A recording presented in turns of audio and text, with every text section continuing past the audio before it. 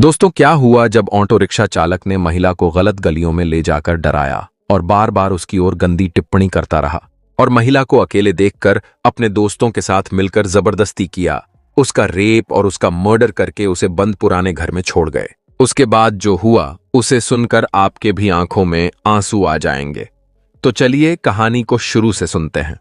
लेकिन उससे पहले अगर आप इस चैनल पर नए हैं तो वीडियो को एक लाइक और चैनल को सब्सक्राइब कर लीजिए ताकि आगे आने वाली हमारी सभी कहानियां आपको सबसे पहले मिल सकें। वाराणसी की सर्दी उस रात कुछ ज्यादा ही गहरी थी। हवा में गंगा की नमी थी और गलियों के मोड़ों पर पीली रोशनी वाले लैंप जैसे किसी पुराने अपराध की गवाही दे रहे थे। साक्षी गुप्ता, उम्र 25 साल, पेशे से टीचर, एक छोटे कोचिंग सेंटर से घर लौट रही थी। हाथ में किताबों का बैग और मन में कल के बच्चों के टेस्ट की सोच। रात के 9 बज चुके थे। उसके पिता ने कई बार कहा था, बिटिया इतने देर ना आया कर, पर साक्षी को भरोसा था कि यह शहर अब पहले जैसा डरावना नहीं रहा। उसने सड़क पर खड़े एक ऑटो को रोका। ड्राइवर ने मुस्कुराकर पूछा, कहां चलना है मैडम? कबीर चौरा, गुप्ता निवास। बैठिए, छोड़ देता हूं। रिक्शा स्टार्ट हुआ। हवा में पेट्रोल की गंध घुली और गलियों की तंग दीवारें जैसे उसके चारों ओर सिमटने लगीं। कुछ मिनटों बाद साक्षी को एहसास हुआ कि रास्ता बदल गया है। भैया, ये तो गलत रास्ता है ना? ड्राइवर ने आईने में उसकी ओर देखा और मुस्कुराया। शॉर्टकट है, डरिए मत। उसके होंठों पर हंसी थी, पर आंखों में कुछ और। साक्षी ने मोबाइल निकालकर नंबर डायल करना चाहा, तभी उसने झटके से रिक्शा मोड़ा और कहा, फोन मत निकालिए वरना अच्छा नहीं होगा। साक्षी का दिल जोर से धड़कने लगा। उसने गहरी सांस ली और बोली, आपको जो किराया चाहिए मैं दूंगी, बस घर तक छोड़ दीजिए। पैसे की बात नहीं है मैडम, वह बोला। आप जैसी औरतें पैसे से ज्यादा दिलचस्प लगती हैं। उसकी आवाज में गंदा मजाक छिपा था। साक्षी ने नीचे उतरने की कोशिश की, मगर तभी पीछे से 2 परछाइयां निकलीं। शायद पहले से इंतजार में थे। आ गए ना दोनों? ड्राइवर ने पूछा। हां भाई, आज की रात मजेदार होने वाली है, एक ने कहा। साक्षी चीखने लगी, बचाओ, कोई है? पर उस सुनसान गली में सिर्फ उसके शब्द गूंज कर लौट आए। तीनों ने उसे दबोच लिया। उसके कपड़ों की आवाज, उसके संघर्ष की चीखें, उसके आंसुओं का नमक, सब उस पुरानी दीवारों ने सुना। वह बार बार कहती रही, मत करो, मैं किसी की बेटी हूं, किसी की बहन। पर हवस के शैतानों के कानों में अब सिर्फ पाप की गूंज थी। कई मिनटों तक संघर्ष चला। उसके कपड़े फटे, उसकी सांसें टूटती रहीं। आखिरकार सब शांत हो गया। तीनों ने एक दूसरे को देखा। फिर ड्राइवर ने कहा, अब इसे यहीं छोड़ नहीं सकते। उसके हाथ किसी लकड़ी के टुकड़े से टकराए और उसने उसे उस ड्राइवर की गर्दन पर दे मारा। साली जिंदा है, उनमें से एक चिल्लाया। फिर सब कुछ एक झटके में हुआ। उन्होंने उसके गले में दुपट्टा कसा। उसकी सांसें टूटीं, आंखें खुली रहीं, जैसे आखिरी बार न्याय को तलाश रही हों। कुछ ही मिनटों में सब खत्म हो गया। ड्राइवर ने कंपाते हाथों से कहा, अब इसे यहीं सड़ा रहने दो, कोई नहीं ढूंढ पाएगा। तीनों निकल गए। बाहर गली में वही चांद अब और ज्यादा पीला लग रहा था, जैसे उसने अपराध की रोशनी खुद पर ओढ़ ली हो। रात के उस सन्नाटे में सिर्फ एक खामोश शरीर पड़ा था, साक्षी गुप्ता का। उसका दुपट्टा टूटी खिड़की से उड़कर बाहर लटक गया था। शायद वही अगले दिन उसकी मौत की गवाही बनने वाला था। सुबह का सूरज उस दिन कुछ फीका उगा था। गंगा के घाटों पर आरती की आवाज अभी अभी थमी थी। बनारस की गलियों में दूध वाले, अखबार वाले और पूजा को जाते लोग अपने अपने रास्ते में थे। कबीर चौरा से कुछ दूर चौक की तंग गली में एक बूढ़ा चौकीदार रोज की तरह अपनी लाठी बजाता हुआ निकल रहा था। वह पुराने हवेली के पास पहुंचा तो एक अजीब सी गंध आई। सीलन से अलग, कुछ सड़ा हुआ, कुछ डरावना। क्या मरे हुए चूहे हैं क्या? उसने बुदबुदाया। उसने अपनी टॉर्च से झांका। टूटी खिड़की से एक दुपट्टा बाहर झूल रहा था। वह ठिठक गया। दुपट्टे पर सूखे खून के धब्बे थे।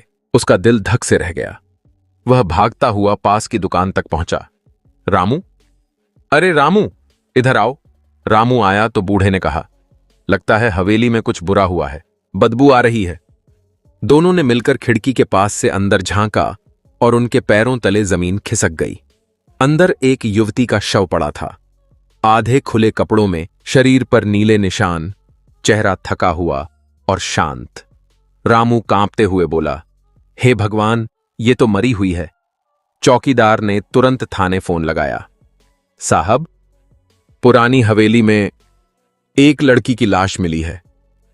थोड़ी देर में सायरन बजता हुआ पुलिस का जीप वहां पहुंचा। इंस्पेक्टर राजेश यादव उतरा। मजबूत कद, आंखों में नींद की कमी और चेहरे पर वही भाव जो हर अपराध स्थल पर आता है। अब फिर वही कहानी। वह अंदर गया। हवेली की दीवारों पर मकड़ी के जाले थे, फर्श पर टूटी कांच की बोतलें और एक दुपट्टा पड़ा था। शव की ओर झुकते हुए उसने दस्ताने पहने और धीरे से चेहरा पलटा। लगता है यही साक्षी गुप्ता है, पीछे से सब इंस्पेक्टर बोला। कल रात उसके पिता ने मिसिंग रिपोर्ट लिखाई थी। राजेश ने आंखें बंद कीं। मतलब उसने बचने की कोशिश की थी, लेकिन वह वाक्य अधूरा छोड़कर उठ खड़ा हुआ। फॉरेंसिक टीम को बुलाया गया। चारों ओर लाल फीते से इलाका सील कर दिया गया। आसपास की भीड़ जमा होने लगी। कुछ महिलाएं बुदबुदाने लगीं। अरे ये तो वही टीचर बिटिया है जो बच्चों को अंग्रेजी पढ़ाती थी। अरे बाप रे, ऐसी बिटिया के साथ भी ऐसा। अब कौन भरोसा करेगा इस शहर पर। साक्षी के पिता रमेश गुप्ता को पुलिस ने बुलाया। वह पहुंचे तो पैरों से जमीन खिसक गई। ये मेरी साक्षी है। उनकी आवाज में इतना दर्द था कि हवा भी रुक गई। उन्होंने बेटी के माथे को छुआ, ठंडा, निर्जीव। किसने किया ये सब? उसने तो किसी का दिल भी नहीं दुखाया था, राजेश यादव ने धीरे से कहा। हमें कुछ कपड़े मिले हैं और जूतों के निशान। लगता है 3 लोग थे। 3? हां, और शायद ड्राइवर भी, क्योंकि हवेली से बाहर तक रिक्शे के पहिए के निशान हैं। भीड़ में किसी ने कहा, कल रात एक ऑटो देखा था मैंने। एक लड़की के साथ जा रहा था गली की तरफ। ड्राइवर काला जैकेट पहने था। राजेश ने तुरंत नोट किया। नाम नहीं मालूम साहब, पर वो शेरू नाम से पुकारा गया था। पीछे 2 लड़के और थे। साक्षी के पिता ने फूट फूट कर कहा, साहब, मेरी बिटिया को इंसाफ चाहिए। जिसने ये किया है उसे जिंदा मत छोड़ना। राजेश ने गहरी सांस ली। वह अपराधों का आदी था, पर साक्षी के चेहरे की मासूमियत ने उसकी आत्मा को झकझोर दिया। हम छोड़ेंगे नहीं, उसने धीमे स्वर में कहा, पर हमें सबूत चाहिए, ठोस सबूत। शाम तक शहर में खबर फैल गई। कबीर चौरा में रेप मर्डर केस। टीवी चैनलों पर ब्रेकिंग न्यूज चलने लगी। लोग अपने घरों में बेटियों को लेकर चिंतित थे। सोशल मीडिया पर हैशटैग बनने लगे, जस्टिस फॉर साक्षी। उधर राजेश यादव की टीम ने पूरे इलाके में ऑटो वालों से पूछताछ शुरू की। कौन है ये शेरू? साहब, वो नया ड्राइवर है, चौक से स्टेशन तक सवारी लेता है, एक ने बताया। कहां रहता है? गोलघर की झुग्गी में। उसके साथ 2 लड़के हैं, फहीम और पप्पू। राजेश ने तुरंत टीम भेजी, पर जब पुलिस पहुंची तो झुग्गी खाली थी। बस एक पुरानी जैकेट, एक तौलिया और शराब की बदबू बाकी थी। फर्श पर पड़े एक नोट में लिखा था, जो हुआ वो होना था। राजेश ने उस पन्ने को उठाकर देखा। कायर, जल्द ही पकड़ में आओगे। उस रात वाराणसी का आसमान कुछ और भारी हो गया। साक्षी का शव पोस्टमार्टम के लिए भेजा गया। रिपोर्ट में साफ लिखा था, बलात्कार के बाद गला घोंटकर हत्या। राजेश की आंखों में आक्रोश था। वह बोला, अब ये केस सिर्फ एक हत्या नहीं, इस समाज की आत्मा पर दाग है, और मैं तब तक चैन से नहीं बैठूंगा जब तक ये तीनों जेल में न हो। साक्षी के पिता चुपचाप बैठे रहे। उनकी गोद में बेटी की तस्वीर थी, मुस्कुराती हुई, जीवन से भरी। पर अब वही मुस्कान पोस्टर बनकर शहर की दीवारों पर लगने वाली थी। वाराणसी पुलिस लाइन में उस सुबह हलचल थी। साक्षी गुप्ता केस अब स्पेशल अटेंशन केस बन चुका था। हर अखबार के पहले पन्ने पर उसकी तस्वीर थी, वही मुस्कुराती आंखें जो अब सिस्टम से इंसाफ की उम्मीद लगाए थीं। इंस्पेक्टर राजेश यादव ने अपनी फाइलें फैलाकर टीम से कहा, साक्षी की मौत के 36 घंटे हो चुके हैं। मीडिया हमारे सिर पर है। अगर हमने जल्द कुछ नहीं किया तो ऊपर से फटकार पड़ेगी। चलो रिपोर्ट्स बताओ। Forensic expert, doctor Leena Sharma ने कहा। शव पर 3 अलग अलग लोगों के उंगलियों के निशान मिले हैं। कपड़ों पर संघर्ष के निशान हैं। और सबसे अहम बात, एक ऑन्टो से मिलते जुलते टायर मार्क्स हवेली के बाहर मिले हैं। राजेश ने सिर हिलाया। डीएनए। हां, एक पुरुष का सैंपल स्पष्ट है, बाकी 2 के मिले जुले। राजेश ने गहरी सांस ली। मतलब 3 थे, जैसा हमने सोचा था। टीम में सब इंस्पेक्टर पंकज ने कहा, साहब, वो झुग्गी के पास के लोग बता रहे हैं कि शेरू, फहीम और पप्पू तीनों पिछले हफ्ते से वहीं ठहरे थे। कल रात अचानक गायब हो गए। किसी ने बताया कि वे राजघाट की तरफ भागे। राजेश बोला, ठीक है, राजघाट और आसपास के इलाकों में छापेमारी शुरू करो, लेकिन ध्यान रहे, बिना सबूत के किसी को हाथ न लगाना। उधर साक्षी के घर का माहौल शोक में डूबा था। मां को हर वक्त यही लगता कि दरवाजे पर साक्षी फिर से स्कूल बैग लिए खड़ी है। रमेश गुप्ता कमरे में बैठकर पुराने फोटो एल्बम देख रहे थे। उन्होंने पुलिस को एक बात बताई। साक्षी ने एक दिन बताया था कि कोई रिक्शा चालक उसका पीछा करता है, बार बार वही रास्ता लेता है। राजेश ने नोटबुक में लिखा, रिक्शा चालक से पहले से पहचान संभव। अब शक और गहराता गया। शाम को फोरेंसिक लैब से एक और रिपोर्ट आई। हवेली में मिली टूटी बोतल पर उंगलियों के निशान थे, जिनमें से एक पहले से दर्ज अपराधी फहीम का निकला। राजेश ने टेबल पर मुट्ठी मारी। बस अब ये भाग नहीं सकते। पर तभी एक अजीब ट्विस्ट आया। टीम को एक सीसीटीवी फुटेज मिला। उसी रात 9:27 चौक के मोड़ पर एक और ऑटो दिखा, जो बिल्कुल वैसा ही था जैसा शेरू चलाता था, पर उस फुटेज में शेरू अकेला था और पीछे कोई सवारी नहीं। राजेश ने हैरानी से कहा, क्या साक्षी उसके साथ नहीं थी, या फिर किसी और ऑटो में गई? क्या सच में वही 3 दोषी थे, या साक्षी को किसी और ने रास्ते में उठाया? टीम ने उस इलाके के सारे ऑटो चालकों से पूछताछ शुरू की। एक ने बताया, साहब, शेरू को मैंने कल रात देखा था, लेकिन वो स्टेशन से लौटते वक्त अकेला था। कह रहा था, आज तो माल अच्छा मिल गया। फिर हंसने लगा। राजेश ने भौहें तान दी। माल? हां साहब, वही बोला था। अब मामला और पेचीदा हो गया। साक्षी का मोबाइल फोन अब तक नहीं मिला था। राजेश ने कहा, फोन ढूंढो, वहीं असली कहानी छिपी है। अगले दिन नदी किनारे से एक मोबाइल बरामद हुआ। स्क्रीन टूटी हुई थी, लेकिन सिम कार्ड सलामत। टेक्निकल टीम ने डाटा रिकवर किया। आखिरी कॉल एक अनजान नंबर पर था, शेरू ऑटो, और उसके बाद एक वॉइस मैसेज मिला, जो सुनकर सबके रोंगटे खड़े हो गए। मां, मैं ऑटो में बैठ गई हूं। ड्राइवर अजीब सा देख रहा है। अगर मैं देर से आऊं तो पापा को बता देना। फोन वहीं बंद हो गया था। राजेश ने कहा, मतलब वही ड्राइवर था।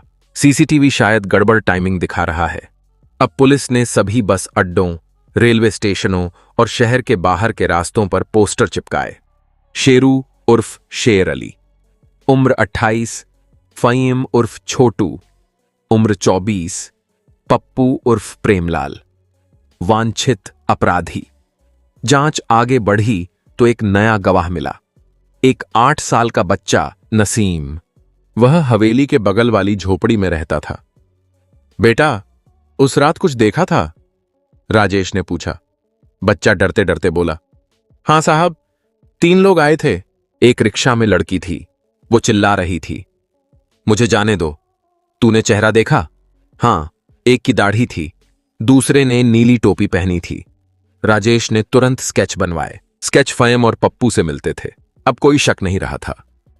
रात को राजेश अपने ऑफिस में अकेला बैठा था। सामने साक्षी की तस्वीर थी। मैं वादा करता हूं बिटिया, उसने धीरे से कहा, तेरा इंसाफ अधूरा नहीं रहेगा। अचानक फोन बजा। सर, खबर मिली है, फहीम लखनऊ भागने की कोशिश में बस अड्डे पर दिखा है। राजेश ने कुर्सी छोड़ी। टीम तैयार करो, यही वक्त है। शहर की सड़कें नींद में डूबी थीं, लेकिन अब न्याय की तलाश में जाग चुकी थीं। लखनऊ बस अड्डे की भीड़ हमेशा की तरह भरी हुई थी। कुलियों की आवाजें, बसों के इंजन की गड़गड़ाहट और सर्दियों की हल्की धुंध में घुली बेचैनी। पर उस दिन पुलिस की कुछ आंखें अलग चमक रही थीं। इंस्पेक्टर राजेश यादव खुद मौके पर थे। सिविल ड्रेस में 4 कांस्टेबल्स आसपास फैले हुए थे। राजेश ने वॉकी टॉकी में कहा, लक्ष्य फहीम है, उम्र लगभग 25, नीली टोपी, भूरे कपड़े। सावधान रहना, भागने की कोशिश करेगा। भीड़ में एक दुबला पतला लड़का अपनी थैली संभालता हुआ टिकट खिड़की की ओर बढ़ा। कांस्टेबल दीपक ने धीरे से कहा, सर, वही है। राजेश ने नजरें गड़ाईं। हां, वही शक्ल, वही पतली मूंछें, वही नीली टोपी। टीम घेरो इसे। अचानक राजेश ने कदम बढ़ाए। फ़हीम, लड़का पलटा, आंखों में डर उभरा। उसने थैली गिराई और भीड़ में भागा। भागो मत! राजेश चिल्लाया और सब दौड़ पड़े। लोग बिखर गए, बसें हॉर्न बजाने लगीं। फ़हीम प्लेटफॉर्म पार करता हुआ पीछे के गेट की ओर भागा। राजेश पीछे से गरजा, फ़हीम, पुलिस है, रुक जा। एक कांस्टेबल ने छलांग लगाई। उसका पैर फ़हीम की टांग से टकराया और दोनों गिर पड़े। फ़हीम ने जेब से चाकू निकाला। पास मत आना। राजेश ने बंदूक तानी। एक कदम और बढ़ा तो पैर में गोली लगेगी। फ़हीम की सांसें तेज थीं। उसने चारों ओर देखा, रास्ता बंद। धीरे धीरे हथियार नीचे रख दिया। ठीक है साहब, गलती हो गई। गलती? राजेश गरजा, तूने एक लड़की की जिंदगी खत्म की है और कह रहा है गलती? कांस्टेबल्स ने उसे पकड़कर हथकड़ी लगा दी। थाने में रात के 2 बजे। पूछताछ कक्ष में टेबल पर सिर्फ एक बल्ब टिमटिमा रहा था। राजेश सामने बैठा था और फ़हीम कुर्सी पर झुका हुआ, पसीने में भीगा। नाम फ़हीम अली। बाकी 2 कहां हैं? मुझे नहीं पता साहब। राजेश ने टेबल पर हाथ मारा। झूठ बोल रहा है। नहीं, सच कह रहा हूं, वह चिल्लाया। हम तीनों साथ थे, पर बाद में अलग हो गए। तो कब अलग हुए? जब वो मर गई। कमरे में सन्नाटा छा गया। राजेश ने कहा, सब बताओ, एक एक बात। फ़हीम ने कांपती आवाज में कहा, उस रात शेरू ने कहा कि एक अच्छी सवारी मिली है। उसने लड़की को गलत गली में मोड़ा। लड़की डर गई, फोन निकालने लगी तो शेरू ने उसे रोक दिया। फिर हम दोनों पीछे से पहुंचे। उसने कहा कि बस थोड़ा डराना है। लेकिन शेरू पागल हो गया साहब। उसने लड़की को खींच लिया। हम बोले कि छोड़ दे, पर वो नहीं माना। फिर वो सब हो गया।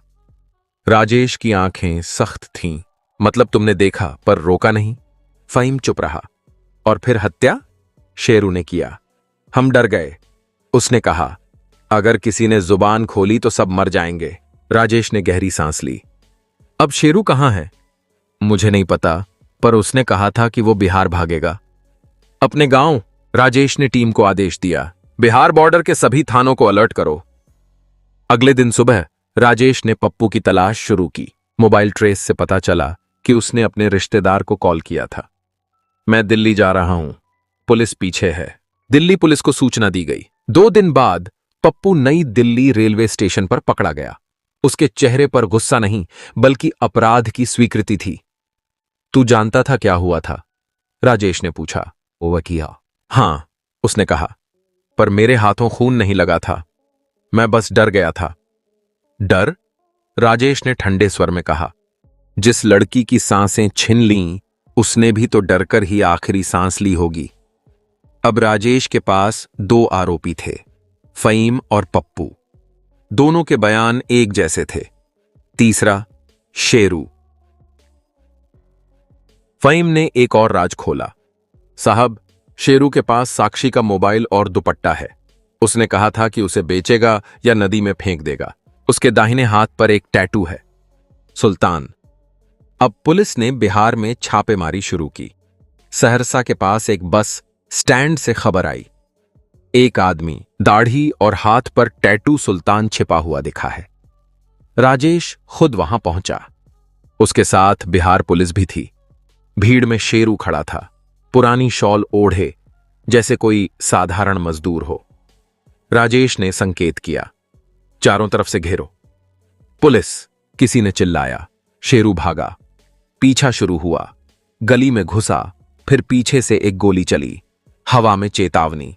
शेरू रुका, हाथ उठाया। साहब, गोली मत मारो, मैं खुद चलूंगा।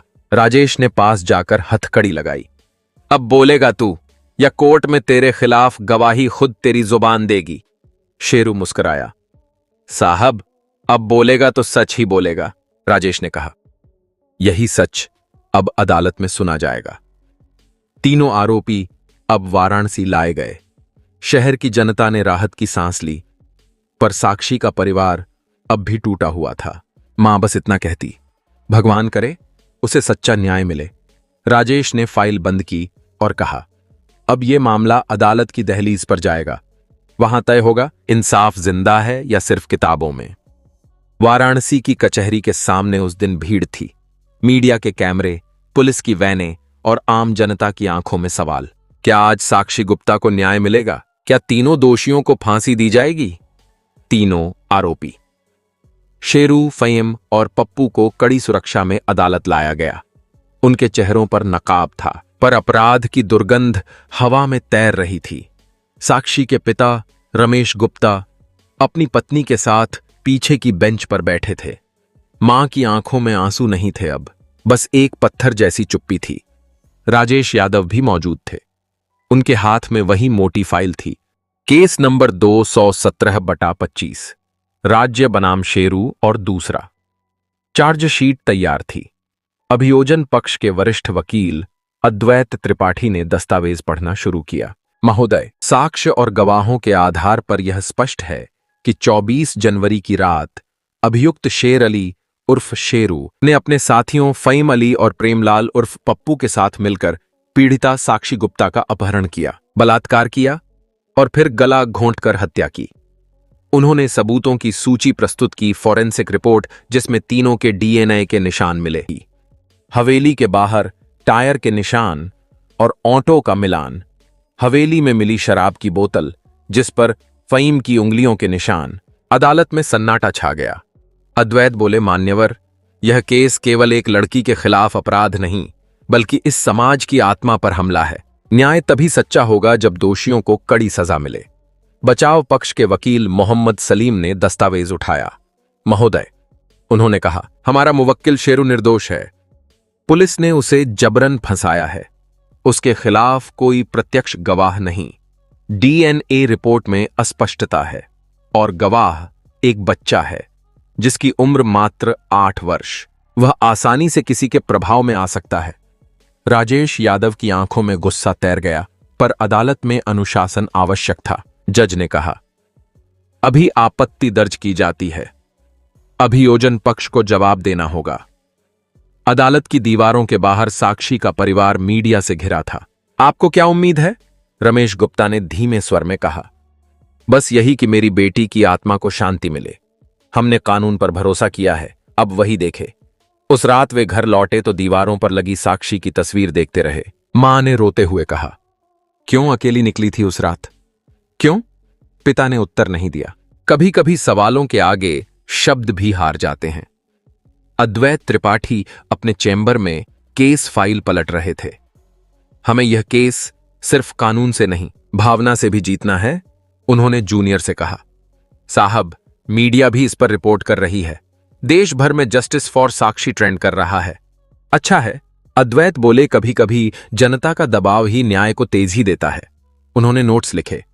मुख्य गवाह नसीम, बच्चा। सहायक गवाह चौकीदार जिसने सबसे पहले शव देखा। फॉरेंसिक विशेषज्ञ लीना शर्मा। पुलिस अधिकारी राजेश यादव। हर एक बयान को चट्टान की तरह मजबूत बनाना होगा, उन्होंने कहा। जेल के अंदर तीनों कैदी चुप बैठे थे। शेरू दीवार पर सिर टिकाए मुस्कुरा रहा था। क्या सच में हमें फांसी मिलेगी? फहीम ने पूछा। हाँ हाँ, कानून सिर्फ अमीरों के लिए होता है फहीम, शेरू बोला। हम जैसे गरीब तो बस सजा काटते हैं। पर वो लड़की, उसकी चीख अब भी सुनाई देती है, पप्पू ने धीरे से कहा। शेरू ने हंसते हुए कहा, भूल जा, जो हुआ वो अब बदला नहीं जा सकता।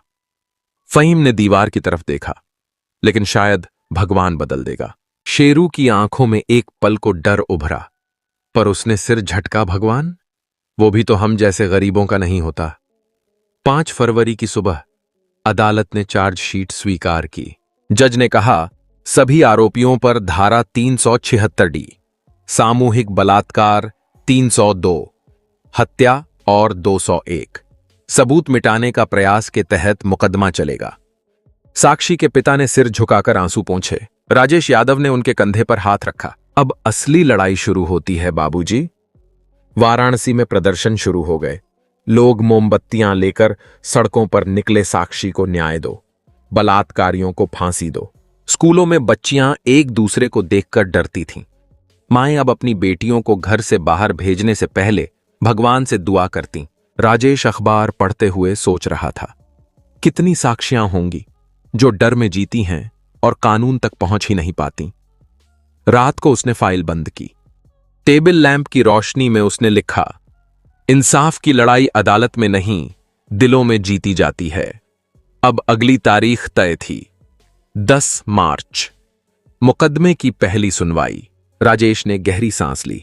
अब या तो सच जीतेगा या फिर यह सिस्टम। 10 मार्च की सुबह वाराणसी की जिला अदालत में फिर भीड़ उमड़ी हुई थी। भीतर जज सुधीर मेहरा की अदालत में जैसे हवा भी ठहरी हुई थी। बाहर से आती माइक की आवाजें। आज साक्षी गुप्ता केस की पहली सुनवाई। क्या आज कोई बड़ा खुलासा होगा? अदालत के अंदर तीनों आरोपी शेरू, फहीम और पप्पू हथकड़ी में बैठे थे। उनके सामने अभियोजन पक्ष के वकील अद्वैत त्रिपाठी और बचाव पक्ष के सलीम अहमद आमने सामने थे। राजेश यादव फाइलों का पुलिंदा लेकर पहली पंक्ति में बैठा था। अद्वैत खड़े हुए।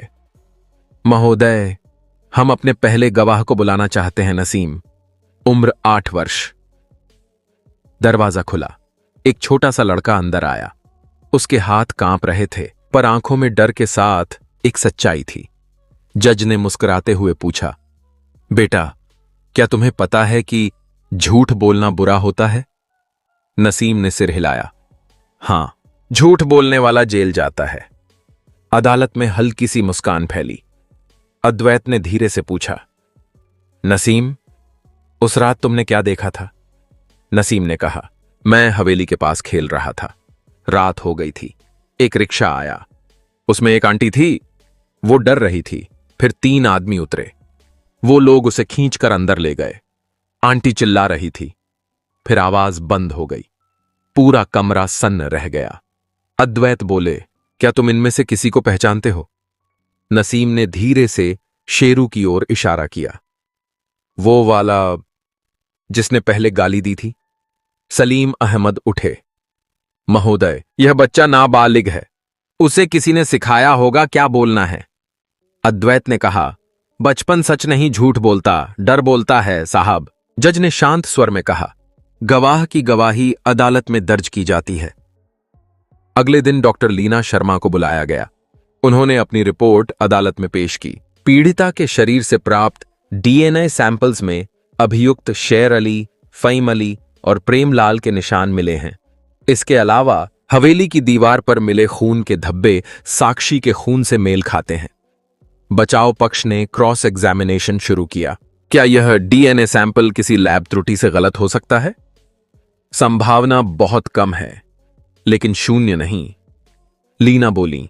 सलीम ने कहा, तो आप खुद कह रही हैं कि इसमें शक की गुंजाइश है? लीना ने शांत स्वर में कहा, शक की गुंजाइश नहीं, अपराध की गंध साफ है साहब। अदालत में एक ठंडी लहर दौड़ गई। राजेश को बुलाया गया। वर्दी में, फाइल हाथ में, चेहरे पर दृढ़ता। आपने इस केस में सबसे पहले क्या पाया? एक शव जो हवेली में बंद कमरे में पड़ा था। दरवाजे बाहर से बंद थे।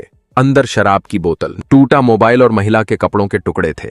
क्या आपको आरोपियों से कोई सबूत मिला? जी, हवेली के पास उनकी ऑटो मिली, जिसमें साक्षी के खून के निशान पाए गए। बचाव पक्ष ने कहा, क्या यह संभव नहीं कि किसी ने ऑटो वहां रख दी हो?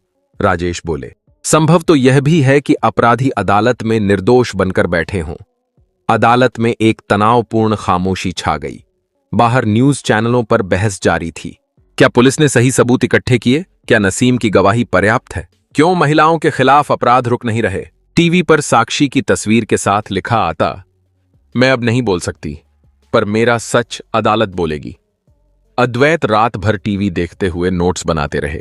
ये केस अब सिर्फ अदालत में नहीं, जनता की नजरों में भी चल रहा है, उन्होंने सोचा। सलीम अहमद ने अगली सुनवाई में कहा, महोदय, यह सब राजनीति है। पुलिस ने 3 गरीब लोगों को दिखावटी गिरफ्तारी में फंसा दिया है। असली अपराधी कोई और है। अद्वैत हंसकर बोले, अगर कोई और होता तो सबूत किसी और की ओर इशारा करते मिस्टर सलीम। कानून सबूत देखता है, भावना नहीं, सलीम बोले। और जनता भावना देखती है, कानून नहीं, अद्वैत ने उत्तर दिया। अदालत में अंतिम दिन अद्वैत ने फाइल बंद करते हुए कहा, महोदय, यह मामला सिर्फ 3 आदमियों का नहीं है। यह उस हर बेटी का मामला है जो डर में जीती है। हमें यह साबित करने की जरूरत नहीं कि साक्षी निर्दोष थी, बल्कि यह साबित करने की जरूरत है कि समाज अभी भी जिंदा है। अदालत में सन्नाटा। जज ने सुनवाई की अगली तारीख तय की। 15 अप्रैल फैसला। राजेश बाहर निकले। अद्वैत ने कहा, अब बस भगवान का नाम। राजेश बोले, भगवान नहीं, इंसाफ का नाम। क्योंकि अगर इस बार सच हार गया तो आने वाली साक्शियां कभी बोल नहीं पाएंगी। अगले दिन अखबारों में छपा, साक्षी केस में सुनवाई पूरी। अब सबकी नजरें फैसले पर। डीएनए और गवाहों से केस मजबूत, पर बचाव पक्ष का दावा पुलिस ने फंसाया। लोगों में बेचैनी थी। मां मंदिर गई और साक्षी की तस्वीर के सामने दिया जलाया। अगर मेरी बेटी को न्याय मिला तो शायद किसी और की बेटी बच जाएगी। 15 अप्रैल की सुबह वाराणसी की अदालत के बाहर अभूतपूर्व भीड़ थी। चारों ओर पुलिस की चौकसी थी और हवा में अजीब सी बेचैनी। लोगों की निगाहें एक ही दिशा में थीं, उस लकड़ी के दरवाजे की ओर जिसके भीतर साक्षी गुप्ता केस का फैसला सुनाया जाना था। साक्षी के माता पिता अदालत की पहली पंक्ति में बैठे थे। मां के हाथों में वही तस्वीर थी जिसमें साक्षी ने नीली साड़ी पहनी थी और मुस्कुराते हुए बोली थी, मां, अब की बार तुमसे बड़ी नौकरी करूंगी। मां की आंखों से आंसू टपक रहे थे। पिता बस एकटक जज की कुर्सी को देख रहे थे, जैसे वहीं से उनकी बेटी की आत्मा लौट आएगी। जज सुधीर मेहरा अंदर आए। पूरा कोर्ट रूम खड़ा हो गया। जज ने फाइल खोली और एक ठहरी हुई आवाज में बोले, राज्य बनाम शेर अली, फहीम अली और प्रेमलाल केस फैसला। अदालत में एक सिहरन दौड़ गई। साक्ष्य, फॉरेंसिक रिपोर्ट और प्रत्यक्षदर्शियों के आधार पर अदालत इस निष्कर्ष पर पहुंचती है कि अभियुक्त गण शेर अली, फहीम अली और प्रेमलाल सामूहिक बलात्कार, अपहरण और हत्या के अपराध में दोषी पाए गए हैं। अदालत यह भी स्वीकार करती है कि इन अभियुक्तों ने अपनी पहचान छिपाकर एक निर्दोष महिला के साथ नृशंस अत्याचार किया। अतः अदालत भारतीय दंड संहिता की धारा 302, 376D और 201 के तहत तीनों अभियुक्तों को फांसी की सजा सुनाती है। जज ने हथौड़ा बजाया। फैसला सुनाया गया। एक पल को पूरा कमरा मौन हो गया। फिर अचानक बाहर भीड़ से जय साक्षी के नारे गूंज उठे। लोगों की आंखों में आंसू और होंठों पर राहत थी। शेरू ने पीछे मुड़कर देखा। उसके चेहरे पर भय था, पर भीतर कुछ टूट चुका था। हमसे गलती हो गई साहब, उस वक्त हम नशे में थे, वह चिल्लाया। पर अदालत के बाहर भीड़ उसकी आवाज को डूबो चुकी थी। साक्षी की मां जमीन पर गिर गई। आंसू बहते हुए बोली, बेटी, आज तेरे गुनहगारों को सजा मिली। पिता ने बस सिर झुका लिया। उनकी आंखों में न आंसू थे, न राहत, बस एक खालीपन। तीनों दोषी अब बनारस सेंट्रल जेल में थे। फांसी की तारीख तय हो गई थी, 10 जून। शेरू रातों को सो नहीं पाता था। हर बार आंख बंद करता, साक्षी की चीखें कानों में गूंज जातीं। फहीम ने अपने सेल में खुद को चोटें पहुंचानी शुरू कर दी। पप्पू चुप रहता, बस एक दीवार को घूरता। काश हम उस रात रुक जाते। राजेश यादव ने जब यह सुना तो बस इतना कहा, अब डर से नहीं, पछतावे से जलो। फैसले के अगले दिन अखबारों में मोटे अक्षरों में छपा, साक्षी केस में तीनों दोषियों को फांसी। अदालत ने कहा, यह सिर्फ एक महिला नहीं, पूरे समाज के सम्मान का मामला था। लोगों ने सोशल मीडिया पर लिखा, आज न्याय जिंदा है, हर साक्षी को इंसाफ मिला। कई महिलाओं ने अदालत के बाहर मोमबत्तियां जलाईं। एक पोस्टर पर लिखा था, अगर न्याय देरी से भी मिले तो भी उसका होना उम्मीद देता है। पर कुछ लोगों ने सवाल भी उठाए, क्या फांसी से अपराध रुकेंगे या हमें समाज को बदलना होगा? फैसले के बाद भी घर में सन्नाटा था। मां ने दीवार पर साक्षी की फोटो के पास गेंदा के फूल रखे। अब शांति से सो बेटी, उन्होंने धीरे से कहा। पिता ने पुलिस अधिकारी राजेश यादव से हाथ मिलाते हुए कहा, आपने हमें इंसाफ दिलाया साहब। राजेश बोले, मैंने कुछ नहीं किया अंकल, ये आपकी बेटी का साहस था जिसने हमें सच तक पहुंचाया। उसी रात जज मेहरा ने अपनी डायरी में लिखा, आज मैंने 3 लोगों को मौत की सजा दी। अदालत के बाहर लोग खुश थे, पर मैं भीतर से भारी था।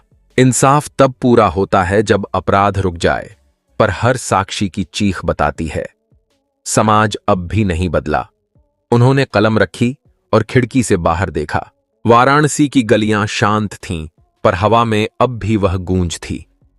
मुझे जाने दो। सुबह 5 बजे तीनों को तिहरे फांसी मंच पर लाया गया। जेलर ने आदेश पढ़ा। राज्य बनाम शेर अली, फईम अली, प्रेमलाल। मृत्युदंड की तामील। तीनों ने अंतिम बार एक दूसरे को देखा। शेरू ने कांपती आवाज में कहा, साक्षी, माफ कर दो। 5:17 पर लीवर खींचा गया। तीनों की देहें झूल गईं। सूरज उग रहा था। जेल के बाहर एक औरत ने धीरे से कहा, अब मेरी बेटी चैन से सो सकेगी। 10 जून की सुबह, जब वाराणसी जेल की दीवारों से 3 देहें लटक चुकी थीं, तब शहर की गलियां एक अजीब शांति में डूबी थीं। कहीं न नारे थे, न गुस्सा, बस एक खालीपन, मानो किसी लंबे युद्ध के बाद मैदान शांत पड़ा हो। साक्षी के घर के बाहर अभी भी लोग मोमबत्तियां जला रहे थे, पर उस घर के भीतर, जहां एक वक्त उसकी हंसी गूंजती थी, अब बस एक सिसकन थी जो दीवारों में कैद हो गई थी। फांसी की सुबह साक्षी की मां किरण देवी मंदिर नहीं गईं। वो बस खिड़की से बाहर देखती रहीं, जैसे हवा में कहीं अपनी बेटी का चेहरा ढूंढ रही हों। पड़ोस की औरतें आईं, बोलीं, भाभी, अब तो आपकी बेटी को इंसाफ मिल गया, अब चैन से रहिए। किरण ने धीमी आवाज में कहा, इंसाफ मिला है, पर बेटी नहीं। क्या किसी मां के आंसू अदालत में सूख सकते हैं? उनके शब्दों में कड़वाहट नहीं थी, बस एक गहराई थी जो न्याय की भीतरी कीमत दिखा रही थी। रमेश गुप्ता अब बहुत कम बोलते थे। वो अपने पुराने रेडियो को बार बार ऑन करते, जहां कभी साक्षी न्यूज सुनती थी। एक दिन उन्होंने कहा, वो चाहती थी पत्रकार बने। अब उसकी कहानी अखबारों में है, पर उसके शब्द नहीं। वो रोज शाम गंगा किनारे जाते और दिया जलाते। लोग उन्हें पहचानने लगे थे।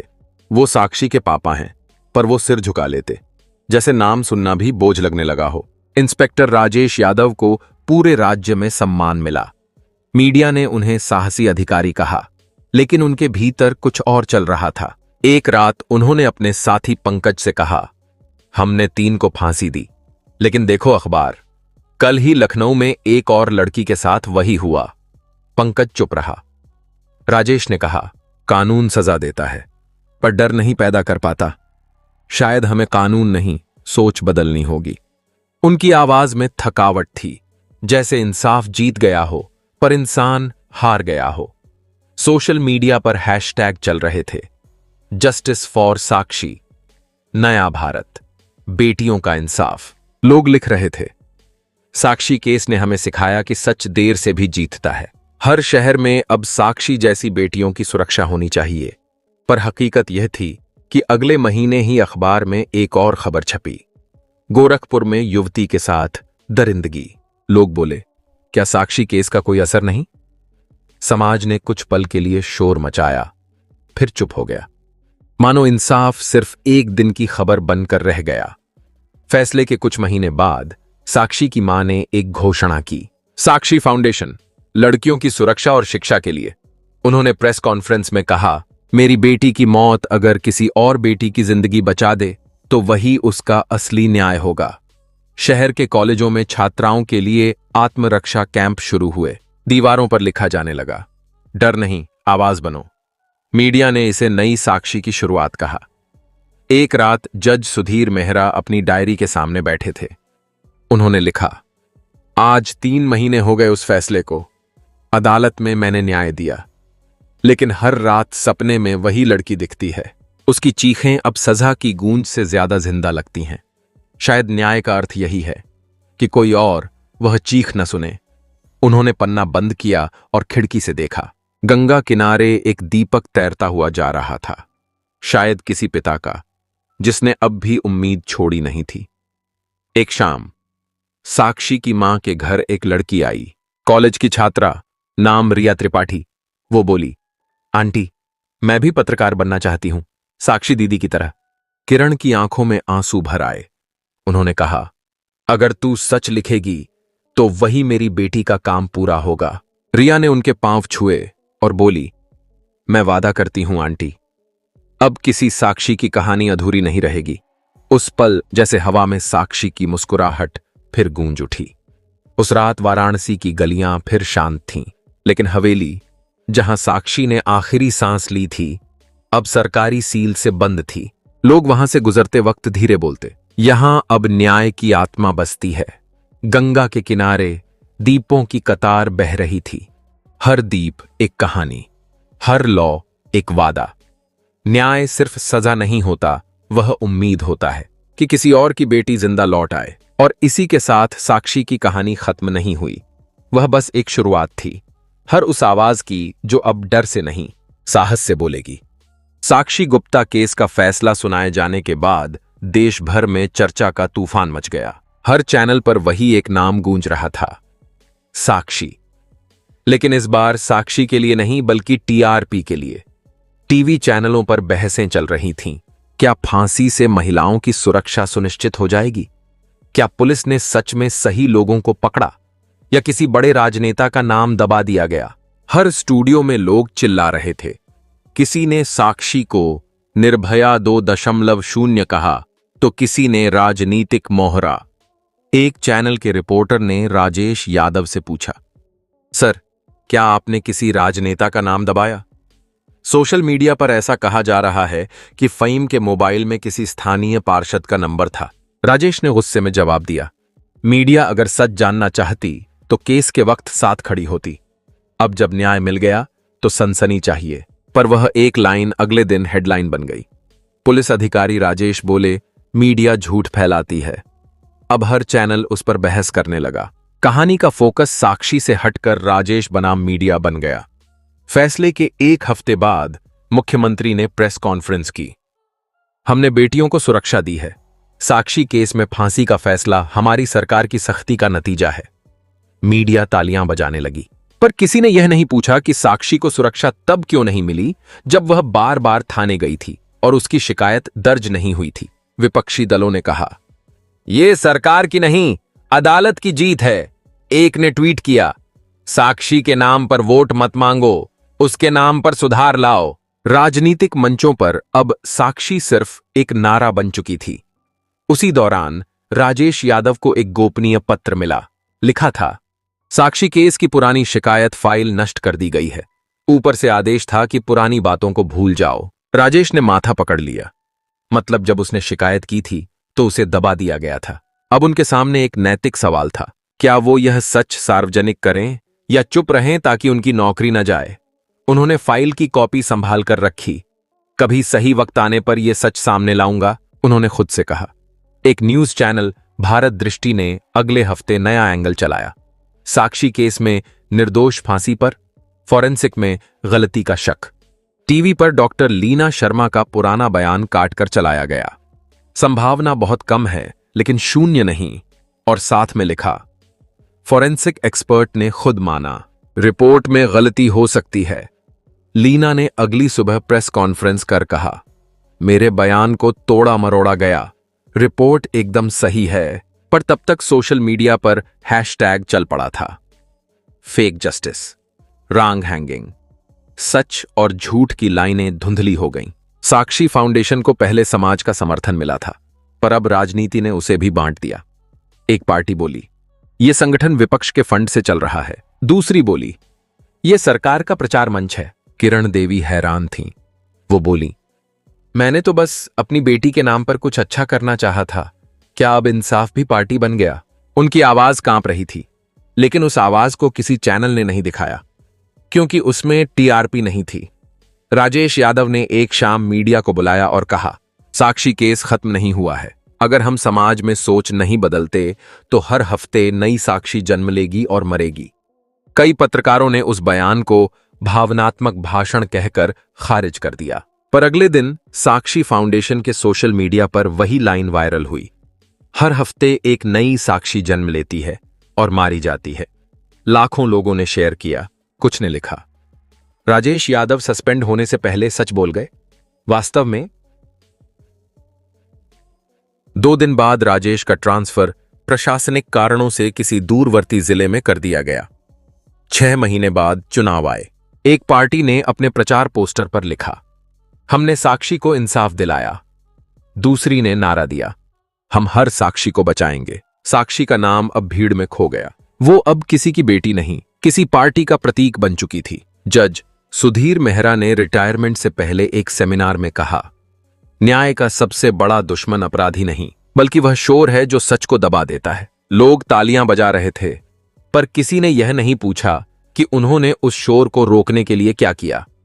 1 साल बाद किसी पत्रकार ने किरण देवी से पूछा, आपको क्या लगता है, आपकी बेटी को न्याय मिला? वो कुछ देर चुप रहीं, फिर बोली, कानून ने दिया, समाज ने छीन लिया। अगर मेरी बेटी की कहानी अब भी बिक रही है तो समझ लीजिए, इंसाफ अभी बाकी है। उनके शब्द किसी अदालत के आदेश से ज्यादा भारी थे। वाराणसी की उसी पुरानी हवेली के सामने अब एक बोर्ड लगा है, यहां साक्षी गुप्ता की स्मृति में महिला सुरक्षा केंद्र स्थापित किया जाएगा। पर उस हवेली की दीवारों पर अब भी किसी ने लिखा है, यहां किसी की चीख आज भी गूंजती है। हवा में वही गंध है, डर और उम्मीद के बीच की। और साक्षी की कहानी अब सिर्फ एक केस नहीं, बल्कि एक चेतावनी है। अगर समाज सोया रहा तो न्याय भी एक दिन थक जाएगा। फैसले के 2 साल बीत चुके थे। वाराणसी में अब साक्षी गुप्ता का नाम किताबों और अखबारों से लगभग गायब हो चुका था। बस कुछ दीवारों पर उसका चेहरा पुराने पोस्टरों में धुंधला पड़ गया था। न्याय चाहिए था, नारा बन गई। साक्षी की मां किरण देवी अब अकेले अपने छोटे घर में रहती थीं। हर शाम वह मंदिर की घंटी बजातीं और फिर एक कोने में बैठकर पुराना अखबार देखतीं जिसमें साक्षी की खबर छपी थी। उन्होंने बोलना लगभग छोड़ दिया था। लोग जब मिलने आते तो बस इतना कहती, अब कोई फर्क नहीं पड़ता, बेटी तो लौटेगी नहीं। पर भीतर कहीं उनके मन में अब भी एक सवाल जिंदा था, क्या सच में उन लोगों ने ही मेरी बच्ची को मारा था? एक दिन सुबह दरवाजे पर डाकिया आया। किरण देवी ने पत्र खोला। वो राजेश यादव का था, जो अब झारखंड के एक शांत जिले में पोस्टेड थे। पत्र में लिखा था, किरण जी, कुछ फाइलें मैंने संभाल कर रखी थीं। उनमें आपकी बेटी की पहली शिकायत की कॉपी थी, और अब मुझे एक गुमनाम पेन ड्राइव मिली है जिसमें उस रात की कुछ सीसीटीवी फुटेज है। इसे दिल्ली फोरेंसिक लैब भेज रहा हूं, शायद इससे साक्षी को असली इंसाफ मिल सके। किरण देवी की उंगलियां कांप गईं। उनकी आंखों में वो चमक लौट आई जो बरसों से बुझ चुकी थी। फोरेंसिक रिपोर्ट आई। उस पेन ड्राइव में एक पुराना फुटेज था। उसमें दिख रहा था कि जिस रिक्शे में साक्षी बैठी थी उसके पीछे एक सफेद एसयूवी चल रही थी। एसयूवी का नंबर धुंधला था, पर उसमें किसी सरकारी स्टिकर जैसी चीज झलक रही थी। राजेश ने तुरंत पुराना रिकॉर्ड खंगालना शुरू किया। एसयूवी उसी दिन एक स्थानीय पार्षद के भतीजे के नाम पर थी, रवि त्रिपाठी। वही रवि जो फहीम का दोस्त था और जिसके मोबाइल में फहीम का मिस्ड कॉल पाया गया था, लेकिन साक्ष्य के अभाव में उसका नाम केस से निकाल दिया गया था। राजेश ने कहा, मतलब मामला वहीं दबाया गया था। उन्होंने सबूत कोर्ट में भेजने की कोशिश की, पर जवाब मिला, केस बंद है, फांसी हो चुकी है, अब नई जांच नहीं खोली जा सकती। राजेश ने यह सब कुछ पत्रकारों को बताया। पहले तो सबने कहा, यह तो बड़ा खुलासा है, लेकिन अगले ही दिन सभी चैनलों ने विषय बदल दिया। राजनीतिक दबाव था। रवि त्रिपाठी अब रूलिंग पार्टी का विधायक बन चुका था। एक चैनल की संपादक ने राजेश को फोन कर कहा, सर, हमें साक्ष्य चाहिए, भावनाएं नहीं, और सरकार के खिलाफ रिपोर्टिंग करना हमारे बस की बात नहीं। राजेश ने फोन रख दिया। वो समझ गए, सच अब भी किसी फाइल में बंद है। एक शाम एक बूढ़ा आदमी उनके थाने पहुंचा। वो बोला, साहब, मैं वही चौकीदार हूं जिसने उस हवेली के पास उस रात गाड़ी देखी थी। मुझे पैसे देकर डराया गया था कि मैं कुछ न बोलूं, पर अब मेरी उम्र ज्यादा है, मरने से पहले सच कह देना चाहता हूं। राजेश ने उसकी गवाही रिकॉर्ड की। बूढ़ा बोला, मैंने देखा था, उस गाड़ी से एक आदमी उतरा था जिसने साक्षी को जबरदस्ती अंदर धकेला। वो फहीम नहीं था, कोई और था जिसने सफेद कुर्ता पहना हुआ था। राजेश के दिल में हलचल मच गई। सफेद कुर्ता, यही तो रवि त्रिपाठी की पहचान थी। वही फोटो साक्षी के मोबाइल में भी थी, लेकिन उस वक्त अज्ञात व्यक्ति कहा गया था। राजेश ने पूरी फाइल सीबीआई को भेज दी। शुरुआत में मामला ठंडे बस्ते में पड़ा रहा, पर जब एक स्वतंत्र पत्रकार आर्या मिश्रा ने इस पर डॉक्यूमेंट्री बनाई, साक्षी अधूरी सच्चाई, तो मामला फिर उभर आया। डॉक्यूमेंट्री वायरल हो गई। लाखों लोगों ने सोशल मीडिया पर सवाल उठाया, क्या साक्षी केस में गलत लोगों को फांसी दी गई? संसद में हंगामा हुआ। विपक्ष ने कहा, साक्षी केस में असली गुनहगार अब विधायक है। सरकार ने दबाव में आकर एक नई जांच टीम बनाई। नई जांच में सब कुछ साफ हो गया। एसयूवी के अंदर के डीएनए नमूनों से पता चला कि रवि त्रिपाठी ही उस रात घटनास्थल पर था। उसने फहीम और उसके दोस्तों को पैसे दिए थे ताकि वे सबूत मिटा दें और आरोप उन्हीं पर टिक जाए। फहीम ने जेल में पूछताछ के दौरान कुछ कहा था जिसे नजरअंदाज किया गया था। साहब, हमने किया नहीं, बस नाम ले लिया गया। पर तब किसी ने उसकी बात पर यकीन नहीं किया। अब सच सामने था। साक्षी का असली हत्यारा वही था जो सत्ता की ताकत में सबसे ऊपर बैठा था। रवि त्रिपाठी को गिरफ्तार किया गया। केस फिर कोर्ट में चला। इस बार मीडिया शांत थी, पर जनता सड़कों पर थी। 6 महीने बाद अदालत ने फैसला सुनाया। राजनीतिक प्रभाव के कारण पहले जांच विकृत हुई। असली अभियुक्त रवि त्रिपाठी दोषी पाया गया। साक्षी केस का निर्णय दोबारा संशोधित किया जाता है। अदालत ने उसे आजीवन कारावास की सजा दी और साथ ही लिखा, मृत न्याय भी पुनर्जीवित हो सकता है अगर कोई उसे फिर से सांस दे। जब फैसला आया, किरण देवी मंदिर के सामने खड़ी थीं। उनकी आंखों में आंसू नहीं थे, सिर्फ एक गहरी शांति थी।